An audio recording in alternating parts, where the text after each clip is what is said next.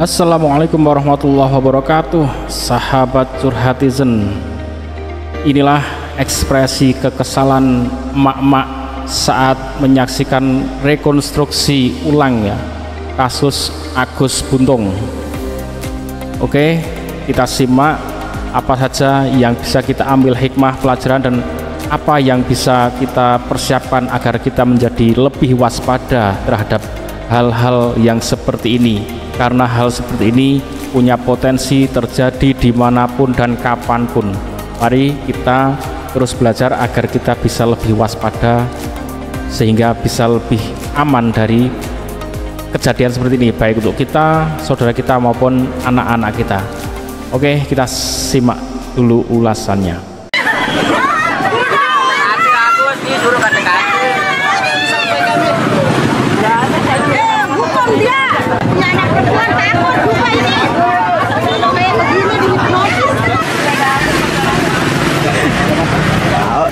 lamun muat.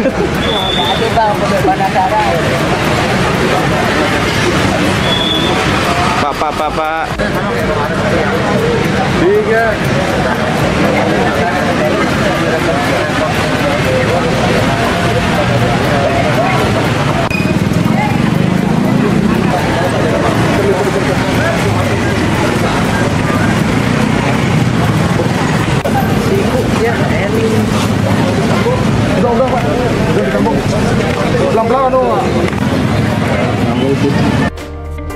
Yang namanya kejahatan itu ternyata tidak pandang bulu, tidak harus orang yang berbadan tegak, bugar, tenaganya hebat, tapi ternyata orang yang berkebutuhan khusus, difabel, yang nggak punya tangan, buntung seperti itu, ternyata bisa melakukan kejahatan yang sangat keji. Oke, kita simak dulu dan kita ambil pelajaran dari semuanya. Selamat malam. Dalam 2 minggu ini kasus yang melibatkan Agus alias Iwas betul-betul menjadi sorotan karena kami awalnya nggak menyangka dan betul-betul di luar nalar. Kenapa bisa seorang pria difabel tanpa lengan tega? Narasi polisi awalnya pelecehan seksual, tapi ternyata makin kesini diralat bukan hanya pelecehan seksual tapi sudah melakukan persetubuhan terhadap para korbannya. Jumlahnya pun tidak sedikit. Sekarang sudah di atas 15 orang. Betul, dan angka ini pun juga masih simpang siur, bahkan juga diduga akan bertambah, Andro. Memang hingga saat ini narasi yang beredar adalah masih dugaan apakah kemudian ini benar terjadi, karena memang kita tahu bersama bahwa Agus yang memang tanpa memiliki lengan ini diduga memang melakukan pemerkosaan terhadap sejumlah korbannya, bahkan juga mengancam dan juga mengintimidasi. Maksudnya apakah betul selama ini? Ada kabar juga menyebutkan Agus memperdaya korban hanya dengan kata-kata. Bahkan ada pula konteks yang menyebutkan Agus ini menggunakan sebuah mantra gitu ya, sehingga wanita bisa luluh hatinya dan mau mengikuti arahan dari Agus alias Iwas. Betul. Baik, kita ambil pelajaran dan hikmah dari ini semua untuk kebaikan kita, saudara kita, anak kita ke depan. Yang pertama, seperti yang saya sampaikan tadi, bahwa siapapun itu punya potensi untuk bisa melakukan kejahatan, karena setan selalu bekerja bagi siapapun manusia, baik itu manusia yang badannya sempurna maupun yang berkebutuhan khusus buntung kayak tadi, baik orang pintar, orang yang bodoh, baik orang itu kaya atau miskin, semuanya diganggu sama setan untuk bisa terpeleset untuk melakukan kejahatan sesuai yang diinginkan setan ya. Jadi kalau udah menjadi penjahat ya udah menjadi saudaranya setan ya.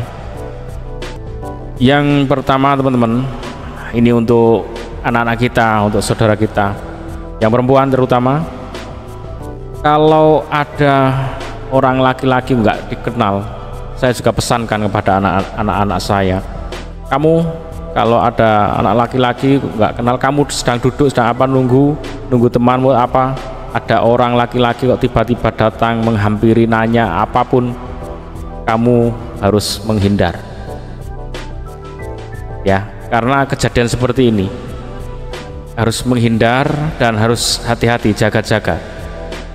Kalau kau menghindar, dia tidak mengejar, kemungkinan dia orang baik. Tapi kalau dia terus datang mengintimidasi, terus memaksakan keinginannya untuk entah tanya, cari tahu atau apapun, itu berarti sudah tidak menghormati, sudah tidak menghormati wanita ya. Ini sudah bisa jadi tolak ukur. Orang laki-laki datang terus apa istilahnya, memaksakan diri untuk tanya, untuk apa.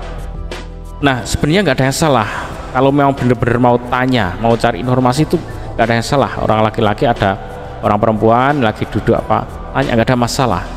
Tapi kalau anak perempuan itu terlihat takut, ya dihargai, jangan diteruskan. Kalau meneruskan berarti nggak menghargai wanita tadi ya. Jadi itu jadi indikator.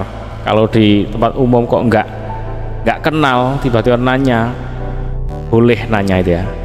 Kemudian wanita itu jawab juga boleh. Tapi kalau dia ada pengalaman seperti ini, dia merasa takut, dia memilih pergi, saya nggak tahu, ya sudah, jangan dikejar. Begitu ngejar itu Anda bahaya itu kalau sebagai laki-laki ya. Nah, sebagai laki-laki harus mulai ngerti, karena oh ya, saya mau tanya sama orang perempuan, dia tiba-tiba pergi takut, kita harus paham sebagai laki-laki, karena memang ada kejadian seperti itu. Dia jaga diri, berarti dia wanita baik-baik ya, yang menjaga diri dengan orang laki-laki, apalagi orang baru. Ini kalau dilihat dari potongannya si Agus sih, dia bener-bener nggak merasa bersalah, santai, masih kelihatan keren ya. Jadi memang sakit ya. Jadi memang ya itu masih belagu itu, masih sok-sokan itu. Jadi memang luar biasa, kekuatan komunikasi itu luar biasa. Bisa menaklukkan orang. Jadi dengan komunikasi itu bisa meraih banyak hal ya. Dengan komunikasi, apalagi ditambah dengan ini ekspresinya itu tidak merasa bersalah, apalagi ditambah jampe-jampe, memang dia mau melakukan kejahatan. Jadi kalau istilahnya mantra-mantra itu ya memang benar adanya, wajar ya. Dia mau melakukan kejahatan, kemudian dia baca mantra, meminta tolong setan, ya setan kalau mau bantu itu ya wajar lah ya, dibantu setan itu wajar. Setan jin-jin mau bantu melancarkan aksinya, karena apa? Memang sedang ditarget untuk menjadi temannya. Jadi kalau orang belajar mantra-mantra untuk kejahatan, yang diminta itu setan, ya wajar kalau terus itu bekerja gitu. Apalagi yang target ini dalam keadaan yang memang lagi kebingungan apa, ya itu ada potensi lebih mudah gitu, untuk dikuasai alam pikirannya itu. Baik sahabat Curhatizen, semoga apa yang saya sampaikan ini menambah wacana, referensi, sehingga meningkatkan kewaspadaan kita semua, dan semoga kita semua, teman-teman semua, senantiasa diberikan perlindungan, keamanan, keselamatan oleh Allah Subhanahu wa taala, tetap bisa melaksanakan aktivitas dengan baik dan melaksanakan kegiatan-kegiatan yang bermanfaat dengan aman, nyaman. Ikuti terus Curhatizen, semoga bermanfaat. Like, share, and subscribe. Assalamualaikum warahmatullahi wabarakatuh.